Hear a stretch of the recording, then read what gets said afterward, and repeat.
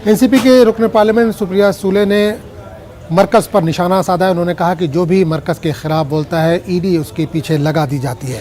उन्होंने कहा कि नवाब मलिक और अनिल देशमुख की मरकज़ी एजेंसियों के जरिए गिरफ्तारियों पर उन्होंने बयान दिया। उन्होंने कहा कि नवाब मलिक और अनिल देशमुख ने कुछ नहीं किया, वो जेल में फंसे हुए हैं। देशमुख खानदान पर 109 बार छापेमारी को लिम्का बुक ऑफ रिकॉर्ड में जगह दी जानी चाहिए। सुप्रिया सूले ने दावा किया है कि आज या कल अदालत नवाब मलिक और अनिल देशमुख को क्लीन चिट देगी। एनसीपी लीडर ने कहा कि मजीद जो मरकज़ के खिलाफ बोलता है उस पर छापा मारा जाता है। दो नेता जिन्होंने कुछ नहीं किया वो दोनों जेल में फंसे हैं। ये बहुत बुरी बात है, लेकिन मुझे विश्वास है कि कोर्ट से हमको आज नहीं तो कल ज़रूर न्याय मिलेगा। और आप ये रिकॉर्ड करके रखिए, जब दोनों बाहर आएंगे और उनको क्लीन चिट मिलेगा तो मेरा ये रिकॉर्डिंग ज़रूर आप बजाएगा, क्योंकि मुझे पता है, मुझे पूरी केस पता है, दोनों केस में क्या हो रहा है। और जिस तरह से केंद्र सरकार जो उनके खिलाफ बोले, आप देखिए, आप डेटा निकाल के देखिए इस देश में जो देश केंद्र सरकार के खिलाफ कुछ बोलता है उसी के ऊपर रेड है। इनकी आप देख लीजिए, इनका तो वर्ल्ड रिकॉर्ड लिम्का में डालना चाहिए।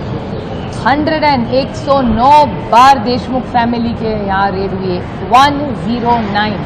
तो 108 बार क्या कर रही थी जब रेड कर रहे थे? 109 बार करनी पड़ी क्योंकि 108 बार कुछ मिला ही नहीं। ये वर्ल्ड रिकॉर्ड हो चुका है। This is just shocking and disappointing, एक बात। और दूसरी बात जो मुझे आश्चर्य लगता है कि जिस आदमी पे ही सारे आरोप है वही आज माफी का साक्षीदार हो रहा है।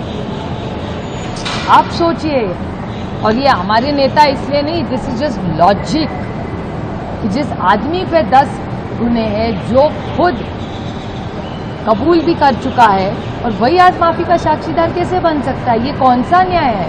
और ज़रूर मैं माननीय प्रधानमंत्री और होम मिनिस्टर से पूछूंगी जब दिल्ली जाऊंगी और पार्लियामेंट में बोलूंगी कि मोदी जी आप ये कौन सा न्याय कर रहे हैं। और मैं मोदी जी से नाराज़ नहीं हूँ, मैं मोदी जी से हैरान हूँ कि ये क्या हो रहा है देश में। उधर ईडी ने कोलकाता